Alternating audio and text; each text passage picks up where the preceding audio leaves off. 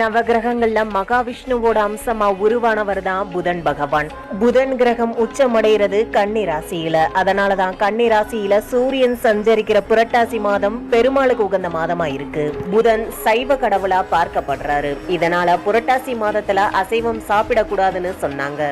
ஒரு மாதத்துக்கு சைவ உணவுகளை மட்டும் எடுக்கும் போது சாத்வீக எண்ணங்கள், அதாவது நல்ல எண்ணங்கள் மட்டும் தோன்றுவதற்கான சாதக பலன்கள் உண்டாகிறதா சொல்றாங்க.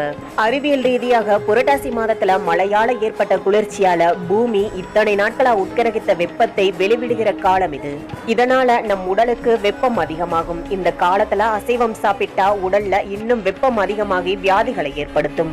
புரட்டாசி மாதத்துல நம்ம பெருமாளை வணங்கி பிரசாதமா சாப்பிடுற துளசியும், அதே புரட்டாசி மாதத்துல வரக்கூடிய நவராத்திரி விழாவின் போது பிரசாதமா வழங்கப்படுகிற தானியங்களால நம் உடலுக்கு தேவையான ஆரோக்கியம் கிடைச்சு உடல் வலுவாகுது.